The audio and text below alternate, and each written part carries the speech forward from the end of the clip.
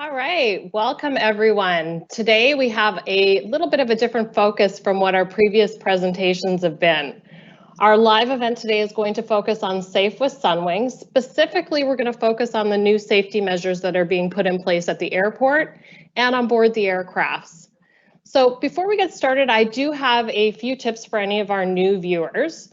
This is a live presentation, so there can be moments where your screen does freeze. Please be patient, as it should correct itself within about 30 seconds.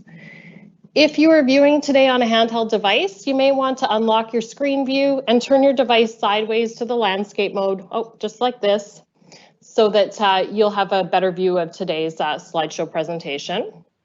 You are also welcome to take screenshots. Sometimes we do have websites or contact information up on the screen, and you may want to keep that information for future reference, just a little bit easier than writing it down on a piece of paper. Also, we do have a Q&A chat that is available on the right-hand side of your screen. At the end of the presentations, we will have a Q&A session with our experts, so please post your questions in that chat and we will ask them of the experts during that Q&A session. All right, so to help us learn about everything Sunwing is doing to keep you safe throughout your vacation experience, from the moment you check in at the airport and throughout your flight, we're going to be hearing today from Marcella Howley, who is the Vice President of In-Flight Operations for Sunwing Airlines. We also have Captain John Hudson, who is Director of Flight Operations for Sunwing Airlines. And we also again have Len Corrado, who's Vice President of Commercial Operations for Sunwing. So we're going to start with you, Marcella. Can you tell us a little bit about your background and your role within Sunwing Airlines? Sure. Well, thank you for having me. My entire career has been in travel and tourism. The last 32 years has been in aviation. Started out as a cabin crew member myself and then went into in-flight management at various carriers. I've led an in-flight department for over 20 years now. My current role for the past 10 years is Vice President of In-Flight Operations for Sunwing Airlines. In that role, I'm responsible for the overall management of close to 1,100 cabin crew members across Canada, as well as responsible for the product in the cabin and the service we provide to our passengers. That's great. So can you tell us a little bit about what Sunwing is doing to keep customers safe on board the aircrafts? Sure, I can give you a few examples. First, every aircraft in our fleet is equipped with the HEPA filters, and they of course remove 99.9% of airborne particles. So that's something that we're pleased to have. In addition, a new initiative we've done is we've removed all of the seat pocket literature with the exception of the safety features card from the seat pocket. So all of those bulky magazines are gone. Passengers now can view all that through our newly enriched app, which is great. So we realize the importance of contactless for our passengers. Another initiative, of course, and we're mandated by Transport Canada. Customers will be glad to know that in flight, both our crew and our passengers are required to wear a mask throughout the flight. Okay, that's great. What other kind of changes will we see to the actual in-flight services on board the aircraft? We are trimming back a little bit on our onboard offering. And this, of course, is to minimize that level of contact that we have with our passengers. So we believe this is something that our customers will want to see. And so we're gonna pull back just a little bit as we welcome them back on board. We're also, our handheld computer devices on board. We have upgraded our hardware and they're all going to be touchless now. So there'll be no more of transferring your credit card to a flight attendant to handle to make a sales transaction on board. Everything will be touchless now. So we're really pleased to be able to offer that as well. Okay, that sounds great. So, meals, everyone wants to know, am I going to be able to get a meal on board the aircraft?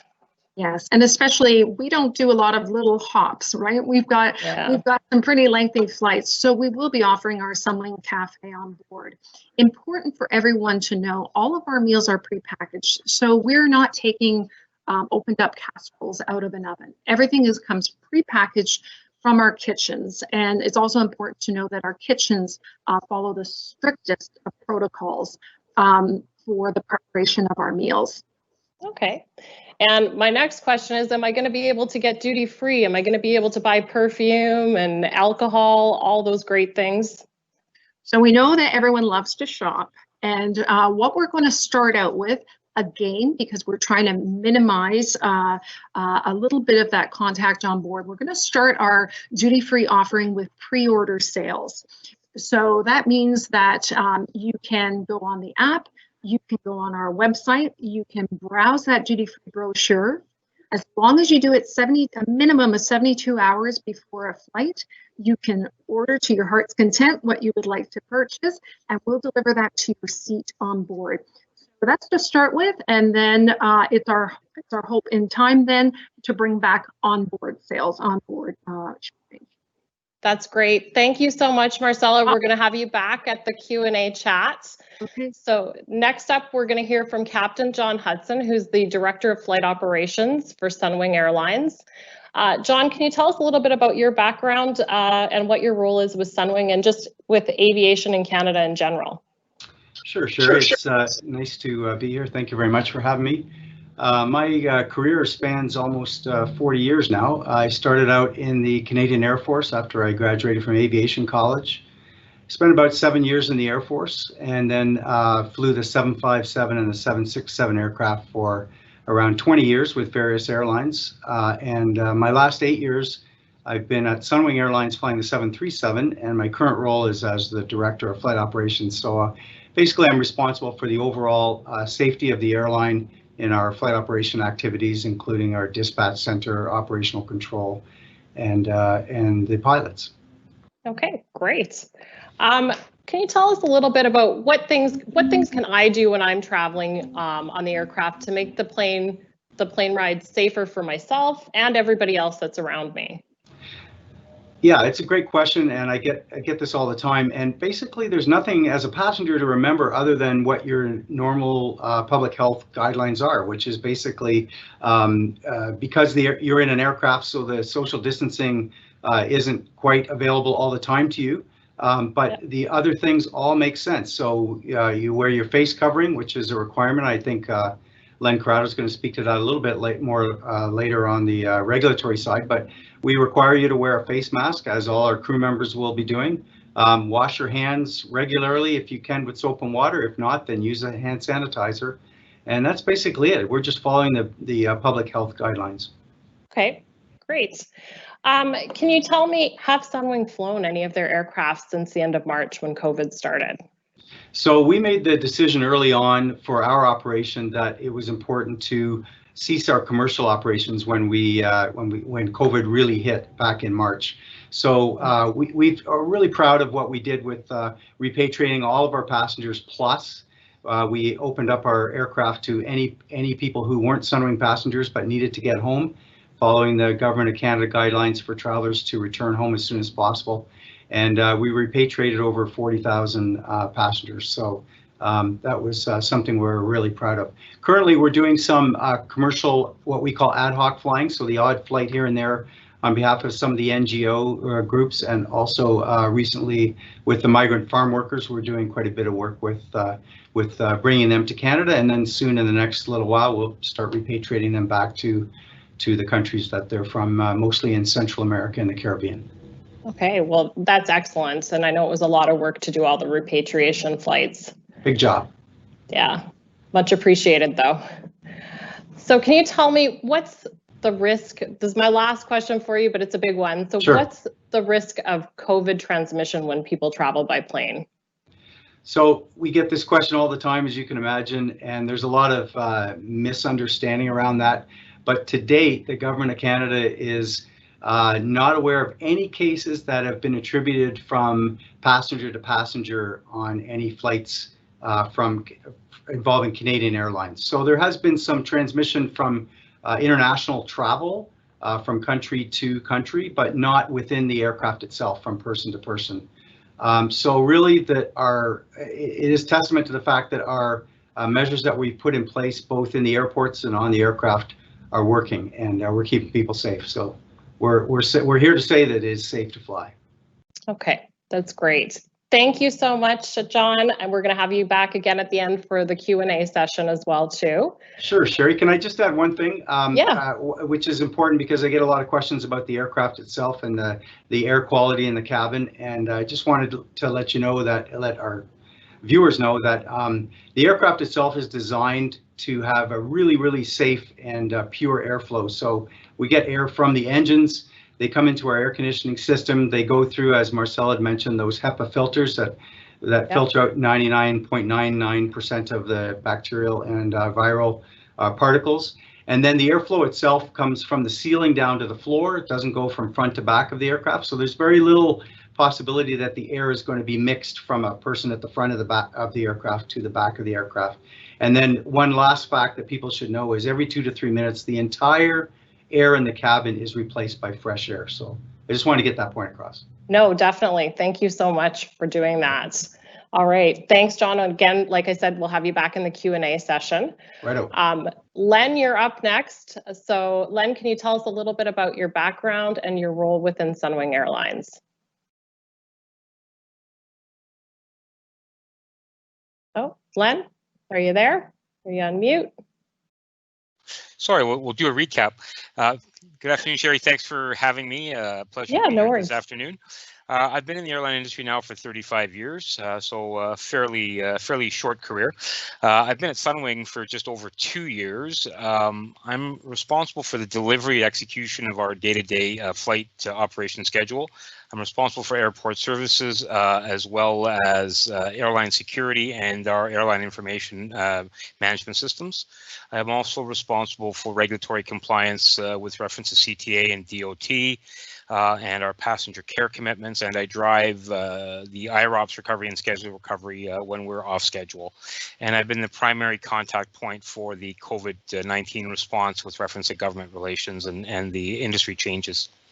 So just a small job. You don't have very much responsibility. No. It's quite a bit. So what are some of the things that Sunwing as an airline are doing for safety prior to boarding? Can you kind of walk us through sort of that process from entering the airport to boarding the aircraft? So I would say that I think I want to highlight that since the ceasing of operations, innovate has been what we've been focused on. So the areas include enhancing our online and self-service check-in capabilities. Things such as uploading your passport to your mobile device in advance.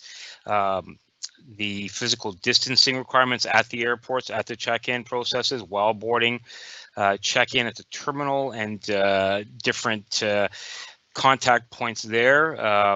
We've released a QR code so that people can use that to get a baggage tag printed without having to touch our check-in agents or the systems. Paperless boarding cards for the majority of our passengers on any e-device versus via SMS or email. Additional aircraft sanitization measures, including electrostatic spraying. We've retained a company by the name of Lex Scientific to come in and test our cleaning to make sure the efficacy is within the WHO guidelines put out worldwide, and really working to ensure that we are compliant with the ICAO CART protocols as recommended and the recently announced Transport Canada flight plan document.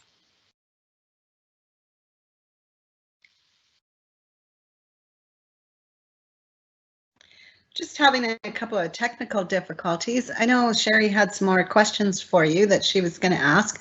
Are you able to carry on, Len, while she has a power failure? Sure, I'm good. Fantastic, thank you. So I can go ahead and ask the questions on behalf of Sherry here. So the next question, Len, was what are some of the new precautions that the airports are putting into place, et cetera, for cleaning and whatnot? So I want to caveat with it's a constantly changing environment. And in fact, about 10 minutes before I joined the video conference today, additional changes came through. Cleaning and disinfecting of high contact points within the airports has obviously been enhanced. Staging of passengers so that there's enough social distancing as they come into the terminal, the wearing of masks, the health assessments of passengers, both prior to, in some cases, and at the gates. An additional health questionnaire that you'll find on the online kiosks as required prior to processing through security. Temperature checks at the security checkpoint are some of the examples, and additional constant cleaning of any touch points. Excellent. Perfect. Sounds like we put a lot of thought into this. Can you talk a little bit about the precautions being taken at the larger 4 airports? Will those also be taken into the smaller market airports that Sunwing flies into during the winter season? Yes, they will be phased in. Currently, Transport Canada had a mandate to take the 4 major airports up to a specific standard, and that has been accomplished now about 2 weeks ago. So temperature checks have been ongoing, the mask requirements have been enhanced, the cleaning requirements enhanced. You'll see plexiglass at all of the major airports now. By September 23rd, we shall see similar run out to most of the airports within Canada, and there'll be some slight variations here and there, but by and large, we'll be on a consistent footing by that point. Good to hear. How about the smaller market airports? Will they be opening up to allow international flights for popular Caribbean destinations? So some of the smaller market airports will definitely open up to allow for that operation. In fact, we never lost the ability to do that. There was an exemption that was issued at the time of the restrictions of the airspace, allowing sun destination inbound flights to continue to operate to those destinations. The government has made a little bit of a change to that, in that we need to go to a multi-discipline government committee to seek approval. But some of those airports that, some of those smaller market airports that we traditionally operated into will continue to be available to us, we hope, subject to government facilities. So is the feeling that these measures are temporary that you're implementing, or are some of them going to become permanent changes as we move back towards the new normal? Having lived through multiple industry or worldwide events that have affected our industry, the industry reacts, and there's a level of initial impact where the measures implemented are of a higher standard, and we see sort of a weaning back of that, and things remain. And we can look at 9/11 as an example of that, and SARS and other events. I believe that we're probably going to have a very similar personal protection and social distancing regime for the next 12 to 18 months, and then we'll see a lightening of that. What that looks like, hard to say at this point, but I think it's safe to assume some level of the protection levels that have gone into effect will continue. Excellent. Well, thank you so much for sharing with us today, Len. I do believe our moderators have some questions, so we'll likely be coming back to you very soon here. Thank you again. Shannon, I understand you have been collecting the questions today. Could you I have share some of those with us, please? Yeah, we've had a few questions come in. That was some really great information. Thank you, Marcella, John, and Len. I do have a few questions I'll go through here. We'll get started with a question to you, John. Go ahead. Someone asked specifically, do they need to have their temperature checked pre-boarding? Well, that actually would be more along Len's expertise, but you go ahead and take that one, Len. Okay, Len. Okay, absolutely. You will require a temperature check prior to boarding an aircraft to Canada. Either to Canada or departing Canada. When you're departing Canada, that temperature check will be performed by CATSA, the Canadian Aviation Transportation Security Agency, at the security checkpoint. There's a prohibition from entering the sterile area with a temperature exceeding 38 degrees. On your return journey into Canada from an international destination, the carrier has been obligated via Transport Canada to provide that temperature check. And again, the same temperature measure exists, and a temperature check of above 38 degrees will force you not to be will allow you not to travel, unfortunately. Okay, perfect. Thank you, Len. I have a couple other ones for you, Len, so I'll stick with you. Okay. Someone mentioned they will be, will Sunwing be able to advise as the protocol of what destinations, airports, example, Cayo Santa Maria or Veradero, Cuba, would have in place for their COVID restrictions? So my team specifically works on collecting that data, and we have an internal document, and we will continually update the website. But we will request and suggest to people that they check on the destinations that they're planning to travel on, because the information is changing fast and furious. Right. We'll do our best to communicate it, but always good to double check with source. Yeah, absolutely. And we certainly follow up with our clients prior to travel as well, to let them know if there's been any changes. So we work together on that. Another one here for you, Len. Someone mentioned that they he said, my wife and I are both in our 60s. They love to travel with Sunwing all-inclusive every year. They're just wondering if they leave Canada and they're completely healthy, no temperature or anything, but then when they're in destination and they're boarding their aircraft and they're not feeling so well and they do have a temperature, obviously one wouldn't be able to board probably, and would they get separated, I guess, is their concern, and what's the protocol for that? From the airline's perspective, there's both a temperature check and health assessment, health questionnaire required. Mm-hmm. And if, in fact, you are unable to satisfactorily address the assessment or the temperature check as prescribed by Transport Canada, the impacted person, the affected person, is denied boarding and referred back to a Government of Canada website for further information, as well as our local representation in destination, as it would be. Okay. But it doesn't extend to the person traveling with them. Right. Okay. Well, thank you very much for that information. One more here for you as well, Len. Someone mentioned, is Sunwing going to be using the middle seat as well as every row on the aircraft? Yeah. That is absolutely our intention at this point, and I think as the Minister of Transport stated last week, there's not been a single known case of an infection on board a Canadian airliner. As John mentioned earlier in his presentation, the HEPA filtration system, as well as the other protocols, including the wearing of masks at all times, the health assessments, health checks, and temperature checks, make any other approach really of very little value at this point. So we absolutely will be using all of our seats.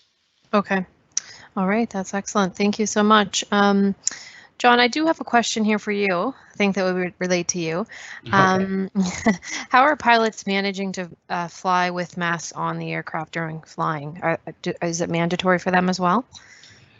So it does vary airline to airline, but in Canada, you'll find that no pilots will be wearing masks in the flight deck.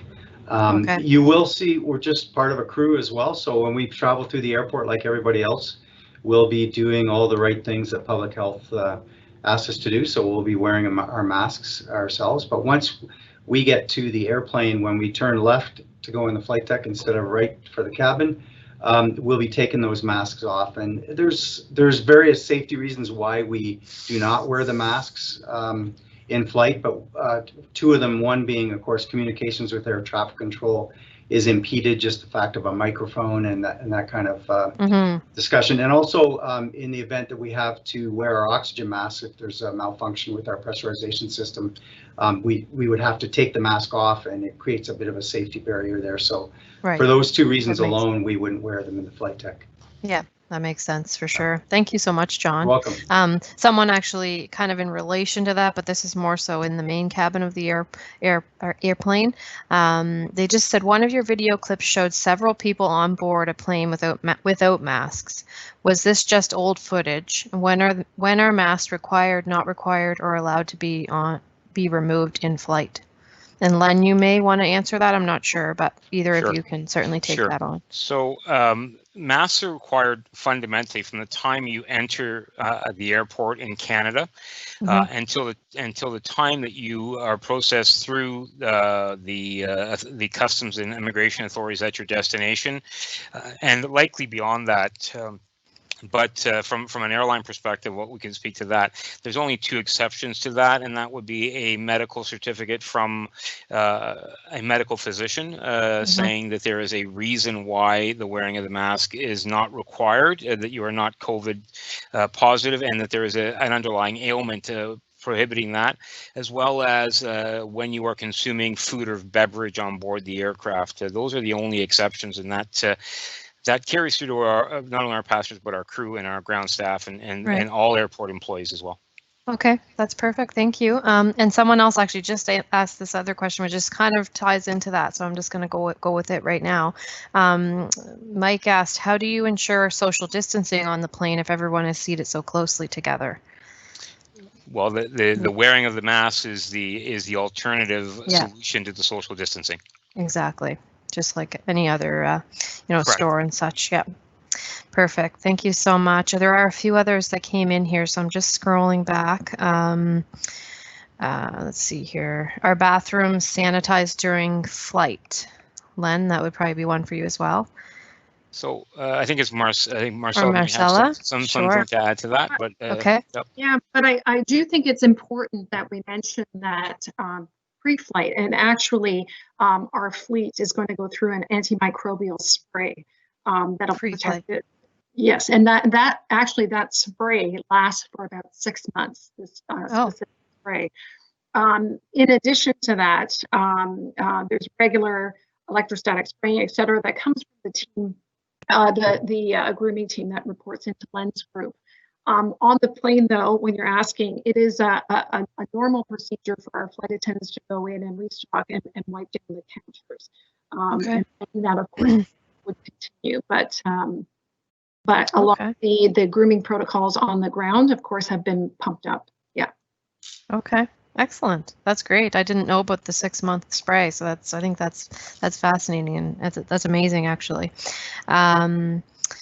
Someone else mentioned here, you mentioned about enhanced cleaning on board the aircraft. Will the aircraft be cleaned and sanitized before a new set of passengers board? For example, cleaned as passengers disembark at destination and before returning passengers board. Is this the responsibility of FAs or groomers? So in fact, will be groomed every time passengers deplane and in-plane. The enhanced protocols will also lead to enhanced ground time for us and a fairly complex and evolved cleaning process with the guidance of Lux Scientific, as we mentioned before. But that is done by groomers to a standard, and standards can be pretty consistent throughout the industry. Yeah, absolutely. Okay. Another one related here. I'm not sure, Marcella, if this would be for you, but certainly anybody can jump in. Is luggage treated, sprayed prior to being loaded onto the plane?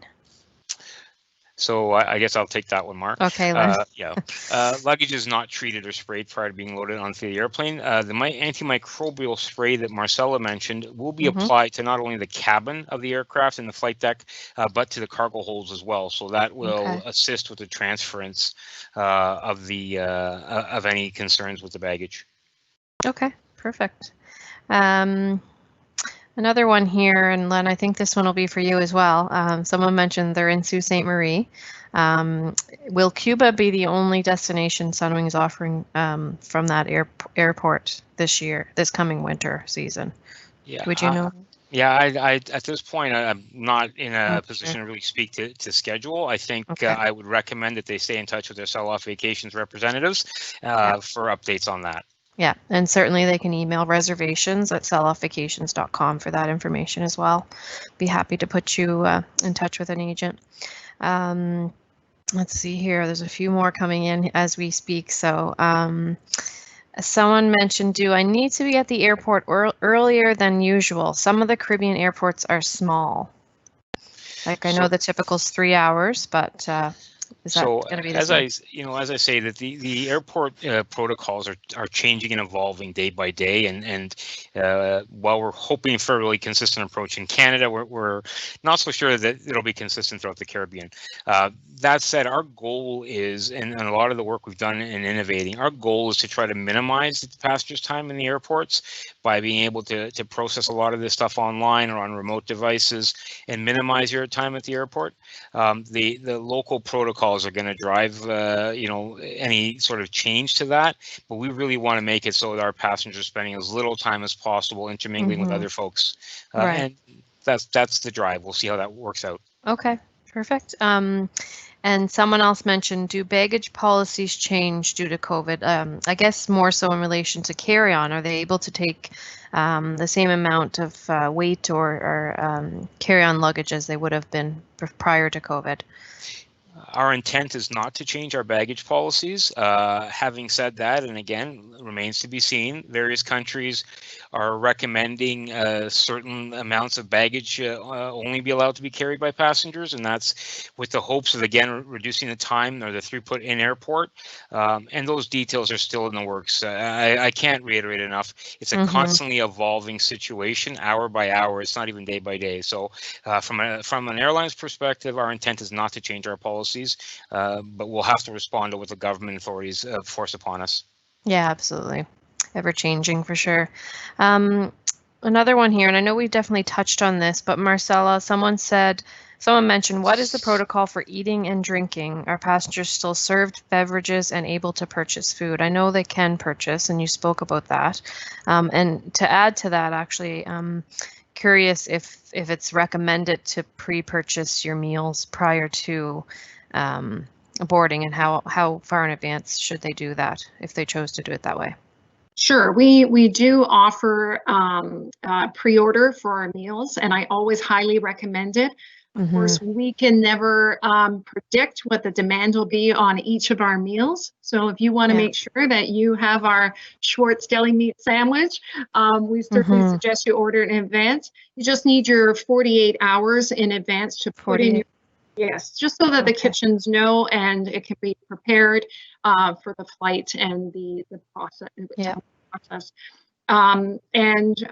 It's all about being kind when people are on board. And of course, messages in our announcements on board will be advising passengers that we ask that they do not remove their mask until we do serve their row, their meal and drink. And once they consume that, to put their mask back on. And let's all be kind in the cabin to one another. And And so is the beverage service, is that the same as before? As much selection, or what's that? We may trim back. We haven't made a final decision, but we may trim back as well on our beverage offering. Okay. That's great, Marcella. Thank you. I think that's the only questions for today. I think we had one come in here about the Dominican, but I think that we've kind of touched on that those regulations are ever changing. They just mentioned that they're from New Brunswick. It's not possible to get a test yet unless you have symptoms in some provinces. And will Sunwing provide any testing? I guess that was their question. Len, you might be able to touch on that. I think I know the answer, but yeah, we're definitely not going to be providing any testing. We'll educate and inform best we can, but again, it's all evolving, so hopefully that won't be so big a problem. Exactly, it's evolving. We definitely want to welcome our maritime friends back on board as quickly as possible. So well, we're certainly excited to do that. So well, that is all the questions we have for the evening. If any of you have anything to add, certainly feel free to speak up now, but otherwise we're going to put it back to Sherry. She did lose power, but she's back with us now, I see. I did, and thank you guys so much for picking up when I dropped off and couldn't figure out why Len wasn't answering me. But a huge thank you to everybody who joined us today, Len, Marcella, John. A huge thank you to you, our audience, for your great questions. I definitely know that I learned quite a bit. I know that you guys have helped me feel more comfortable with the idea of flying again and getting on an aircraft again. So thank you so much for that. If you have posted a question and it didn't get answered, Shannon and Pam, as always, they do stay on the chat function for about 10 minutes after the presentation to answer any questions. Also, our agents at SellOffVacations, they've all been updated on Sunwing and the other airline safety protocols. Please feel free to call us at 1-877-735-5633. Our agents are working until 9 p.m. Eastern tonight. SellOffVacations are definitely more than happy to answer any of your questions that you may have about traveling now or even in the future. So today's presentation, like all of our other presentations that we do on Wednesdays, will be posted on our YouTube channel, which is My SellOffVacations. And on our channel, we also have the latest and updated resort and airlines COVID safety videos. And we do have actually updated on there the full Safe with Sunwing series of videos that you can watch. So next Wednesday, we're going to be going back to reminiscing about our past travels. We're going to be visiting Ireland, and I can't wait.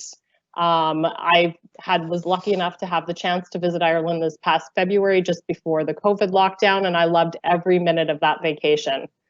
So thank you very much for joining us, and goodbye, and I can't wait to see you next week. Thank you. Bye-bye. Thanks, everyone. Thanks.